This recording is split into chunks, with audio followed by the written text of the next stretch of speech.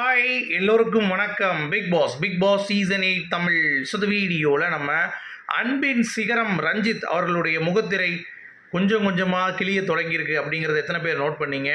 அதை பற்றி தான் இன் டீட்டெயிலாக இந்த வீடியோவில் நம்ம பார்க்க போகிறோம். ஸோ வீடியோக்குள்ளே போகிறதுக்கு முன்னாடி சேனலுக்கு புதுசாக இருந்தீங்கன்னா கண்டிப்பாக சப்ஸ்கிரைப் பண்ணிக்கோங்க, வீடியோ மறக்காமல் ஒரு லைக் பண்ணிக்கோங்க. இப்போ நம்ம வீடியோக்குள்ளே போகலாம். ஸோ ஜாக்லினுக்கு நிஜமாகவே ஒரு பயங்கரமான அதிர்ச்சி வந்து காத்துட்ருக்கு. ஏன்னா ஹாட் சீட்டில் வச்சே அந்த பிள்ளையை வந்து அடிச்சிட்டு இருக்காங்க அப்படிங்கிறது பார்க்க முடியுது.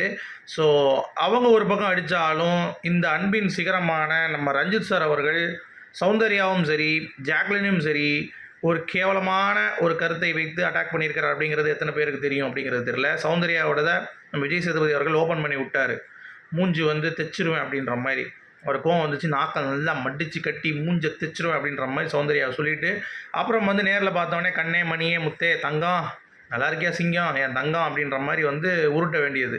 ஸோ ரஞ்சித் அவர்கள் last his plot.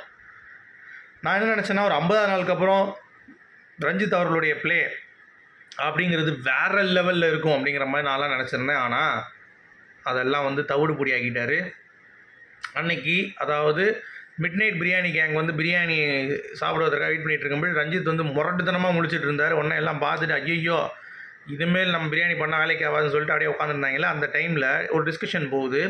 Arun Prasad அவர்கள் இந்த காரியவாதி அப்படின்ற ஒரு விஷயம் வந்து கொடுத்துருந்தாங்கல்ல, அதை பற்றி ரஞ்சித்திடம் வந்து பேசி கொண்டிருக்கிறார். பக்கத்தில் சத்யாலாம் இருக்கான். அப்போ பேசும் பொழுது ஜாக்லின் வந்து பார்த்தோன்னா என்னை வந்து பயன்படுத்தி ஒரு கேம் வந்து ஆடுறாங்களாம். அதாவது நான் நிறைய பேர் அவங்கள பயன்படுத்தி கேம் ஆடுறேன் அப்படின்ற மாதிரி வந்து சொல்கிறாங்க.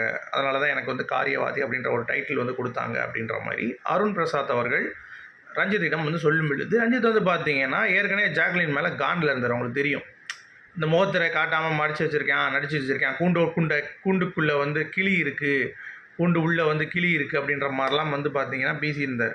கரெக்டாக அதை வந்து ஏன் சிரிக்கிறீங்க பிக் பாஸ் சொல்லும் பொழுது சிரித்தாங்க. ஏன் சிரிக்கிறீங்க அப்படின்ற மாதிரி வந்து டென்ஷன் ஆனாப்பில்ல. அந்த ஒரு விஷயத்தை எடுத்துகிட்டு இவர் என்ன வன்மத்தை கேட்குறாருன்னா அங்கே போயிட்டு ஜாக்லின் கிட்டே வந்து ஏன் உன்னை கல்யாணம் பண்ணிக்க போகிறாளாமா அப்படின்ற மாதிரி, அதாவது யூஸ் பண்ணி காரியவாதி பண்ணுறேன் அப்படின்னு சொன்ன உடனே உன்னை யூஸ் பண்ணுறான்னா இது கல்யாணம் பண்ணிக்க போகிறாளா அப்படின்ற மாதிரி வந்து கேட்குறாரு. யோ யாரையாது அப்படின்ற மாதிரி நமக்கு வந்து பார்த்திங்கன்னா தோணுச்சு. ஏன்னா நீங்கள் யோசிச்சு பாருங்கள், அவர் வந்து ஜாக்லின் வந்து ரொம்ப தங்கம் வைரம் என்னுடைய பொண்ணுங்கடா ராசா என் சின்ன பிள்ளைக்கு அப்படி இப்படின்னு சொல்லிட்டு இப்போ வந்து பார்த்தீங்கன்னா ஒருத்தன் மூஞ்சி தைப்பேன்றான், ஒருத்தன் கல்யாணம் பண்ணிக்க போறியான்றான், அருண் என் கல்யாணம் பண்ணிக்க போகிறாள் ஒன்று அப்படின்ற மாதிரி கேடு கட்டத்தனமாக வந்து பார்த்தீங்கன்னா ரஞ்சித் அவர்கள் வந்து பேசுகிறது அப்படிங்கிறது ரொம்ப வருத்தமான ஒரு விஷயம். ஏன்னா நல்ல ஒரு பொட்டன்ஷியலான ஒரு பிளேயர் அப்படின்ற மாதிரி தான் நான் யோசித்தேன். ஆக்சுவலாக அந்த எல்லோரும் சேர்ந்து இந்த ஒரு டாஸ்க் வந்து கொடுத்துருந்தாங்களே ஏஞ்சலுக்கு, அப்போ வந்து இவருடைய பாயிண்ட்லாம் நல்லா இருந்துச்சு, எல்லாத்தையும் கலாய்ச்சிட்டு இருந்தார். அதாவது ஒர்ஸ்ட் பெர்ஃபார்மன்ஸ்னு நான் சொல்கிறதுக்கு முதல்ல ஏதாவது பெர்ஃபார்ம் பண்ணால் தானே ஒர்ஸ்ட் பெர்ஃபார்மன்ஸ் சொல்ல முடியும் அப்படின்ற மாதிரிலாம் வந்து ஜாக்லினை ஓட்டி செஞ்சுட்டு இருந்தார். அதெல்லாம் வந்து அந்த ரஞ்சித்லாம் ஒரு தக்காக இருந்தது. பட் இது வந்து பார்த்திங்கன்னா ரொம்ப கேவலமாக அவருடைய முகத்தை அவரே வந்து குத்தி கொண்ட மாதிரி ஆயிடுச்சு. ஏன்னா அப்படி ஒரு நடிப்பு தேவையில்லை. என்றைக்காக இருந்தாலும் உங்கள் முகத்திரை கிழிக்கப்படும் இந்த பிக் பாஸ் வீட்டில் அப்படிங்கிறது. ஏன்னா நடிக்க முடியாது. எல்லாருமே உங்கள்கிட்ட கோவம் இருக்குது, நீங்கள் வந்து கோவப்படுவீங்கிறத வந்து தோலுரிக்கும் பொழுது நீங்கள் மட்டும் அது வரவே வராதுன்னு சொல்லிட்டு மைண்டுக்குள்ளேயே போட்டு வச்சுருந்தீங்கன்னா என்ன சார் நீங்கள்? அதனால் well deserved roast for Ranjith captaincy அப்படிங்கிறத நான் பார்க்குறேன். சரி, அந்த ஜாக்லின் மேட்டரும் தெரியாது, அதையும் போட்டு கொடுத்துட்டு போயிருங்க சார். ஜாக்லின் உங்கள் அருண் நீங்கள் கல்யாணம் பண்ணுறதுக்கு தான் காரியவாதி கொடுத்தீங்களா அப்படின்ற மாதிரிலாம் கேட்டுப்போங்க, வேறு மாதிரி இருக்கும் அப்படிங்கிறது தான். அடுத்து இந்த ஹாட் சீட்டில் வச்சு சேவ் பண்ணுறது அப்படிங்கிறது ஒரு பிளேயரை வந்து பார்த்திங்கன்னா எந்த அளவுக்கு அடிக்க முடியும் அடிக்கிறாங்க. ஆனால் வெளியே எல்லாம் பார்த்துட்டு போகிறனால பிக் பாஸு பசங்க பொண்ணுங்க எல்லாம் உள்ளே போகும்போது நல்லா ஸ்மார்ட் ஆகிடுறாங்க. ஆமாம் லாஸ்ட் சேவ் பண்ணுறியா, சரி ஓகே 2 சான்ஸ் இருக்குது, ஒன்று உண்மையிலே இருக்குது, இன்னொன்று எனக்கு ஓட்டு இருக்குது, நான் தான் ஃபஸ்ட்டில் இருக்கேன், அதனால தான் என்ன ஹாட் சீட்டில் வைக்கிறேன் அப்படின்ற மாதிரி அந்த எண்ணம் கூட வந்து பார்த்திங்கன்னா இருக்கும்.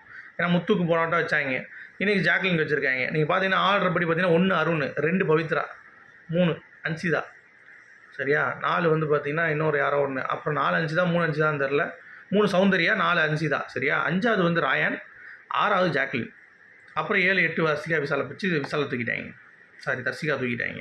ஸோ நீங்கள் பார்த்துக்கோங்க, இப்படி வந்து நீ பண்ணாதும் ஜாக்லினுக்கு வந்து பார்த்தீங்கன்னா முத்துக்கு இணையாக ஒரு கேம் முதல் நாள்லேருந்து விளையாண்டுருக்காங்க அப்படிங்கிறது நிதர்சனம். ஆனால் அவங்களுக்கு கிளாப் கிடைக்காம இந்த சவுண்டுக்கு கிளாப் கிடைக்கிறது அப்படிங்கிறது தான் கொஞ்சம் ஒரு மாதிரி இருக்குது. ஏன் நல்ல பிளேயர் கிடைக்க மாட்டேங்குது? உங்களுடைய கருத்துக்கு சொல்ல மீண்டும் சந்திப்போம். Good bye.